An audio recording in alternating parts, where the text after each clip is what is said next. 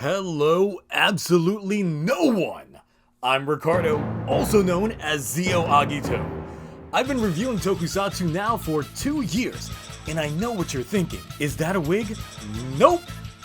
Outside of your typical reviews, I do on and off again informational pieces, yearly entries about spending habits, and even award shows. But what most people tend to know me for is the reviewing aspect, which can become a little heated, especially because of my rating scale varies across different shows. So I'm here to give you a proper understanding on how the rating system is used on my channel. I also do understand that I have a bit of an audience outside of the US. Y afuera de hablar en español, porque yo sé que bastante de ustedes no me pueden entender. Well, that's why I present my stuff in English. But also, these ratings are a reflection of my own personal opinions. And disagreements are common, but this is for your understandings on how I go about things. First of all, there are some times in which I do throw in joke ratings, but do clarify by the end that they are a joke rating, such as the Raculous D, and even though there is a proper D rating, this one is intentionally made as a joke. Others would be the FUE Noe rating that I gave in Dombros. See, sometimes as the shows present themselves, sometimes acts like this are warranted. Another thing to note is that I treat shows and their supplemental content as their own thing. Meaning that if you were to treat this like school, one season of Writer would be math, while another one would be considered biology. With that as an example, you wouldn't answer a social studies question with a physics answer, would you? So, just because one show is getting a similar rating to another does not make them to be judged on the same exact standard. Now usually for Sentai, I will review the first episode, then wait 4 episodes to start things back up. Part of the reason why I do that is because Sentai usually follows a formula of introducing us to the main cast within the first 5 episode time span. So gauging how this show will carry itself from then on takes a little bit of time, as I'll know just what it appears that the show is going for around that time. Kamen Rider usually proceeds in a bit of a different structure, as it formerly used to have a small character roster to focus on, but the latest storytelling shenanigans has given us much more than even Sentai has a lot of times. As such, the presentation between show and show can be very varied in between each one. Thus, a show or film that carries itself in a much more serialized and serious tone will get judged more seriously than a show that will present itself as more wacky and nonsensical, as they just aren't the same by any stretch. And as I mentioned, films will usually follow a similar standard, unless that film happens to be supplemental content to a pre-existing series. So something like Shin Kamen Rider wouldn't be judged similar to, say, Revice Battle Familia. Now let's get to the nitty-gritty and talk about the real rating systems that I use on here. First is F. F is for fire that burns down the whole town. Well, no, not exactly, but close. Because F is the lowest rating. Now it's possible I could give something a straight 0, but nothing has gotten to that point yet. But to explain an F rating, it would be the same as, say, a 5 out of 10 or lower. It is something that is fundamentally bad. Next up is D, which would be the equivalent of a 6 out of 10, which means it's not great, it's below mid.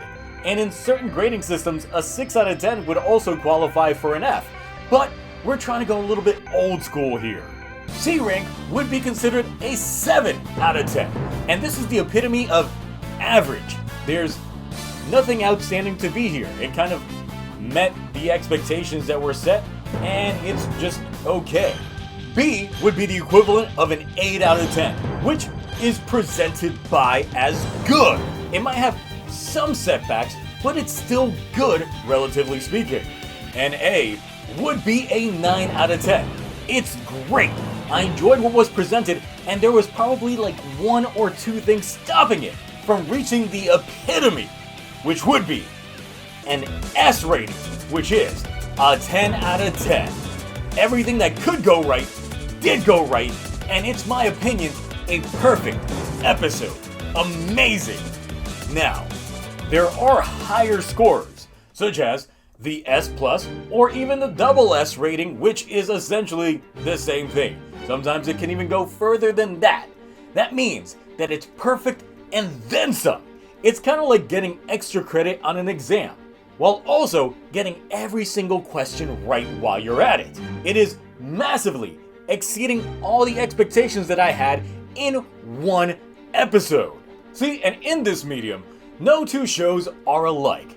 As such, they shouldn't be treated as the same even if they are part of the same exact series. Because unless implied to be connected with another pre-established show, there should be no narrative glue holding them together. And while there are some shows that are like that, in some aspects, the weight of the additional context needed could either hold a show back or enrich the experience. Now, as for myself, I've been watching Toku outside of Power Rangers since the time Maji Ranger was airing way back in the day. Since then, only a handful of seasons have I actually dropped back in the day, like Tokyuger, and halfway through Go-Onger I dropped out. It was a go-on-wing situation. Look, I might revisit these later, but at the time, these shows just weren't for me. There's also the aspect of retention based on viewability. I watch what I review multiple times before putting thought to paper. And when all is said and done, I've usually seen each episode that I review a minimum of about 5 times, which gives me time to actually nitpick, look through different aspects, see if something is better by the end of things or worse based off of how things are played out. And that is also reflective on the channel content that I produce, as the structure goes a little something like this. On Sunday, I usually have a Twitch stream at 10 p.m. Eastern Standard Time, which might be either my first or second time viewing an episode. So you'll get a lot of first impressions and thoughts during and after each episode. At some point throughout the week, because of my actual work schedule, I'll get out the formal review, which usually flows with some form of opening bit, a recap that I try giving some additional flair to, which usually spans about 5 minutes, then the formal rating followed by thoughts on what worked, what didn't work, and forward speculation. Then, on Friday's YouTube Tokutonic stream, you'll get the post-review thoughts with myself, panelists, and a live chat on just what worked and what didn't work. It's honestly certainly possible to change perspectives by that time once you start getting more thoughts into the ring. But that's why it's there, and the way it's structured the way that it is. I hope that this helps you understand how the scales go so that you can understand reviews currently uploaded and the content in the future.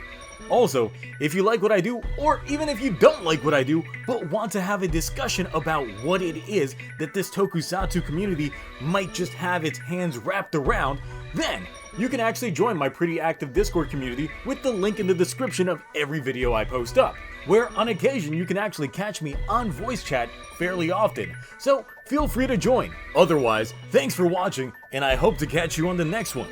Until then, bye.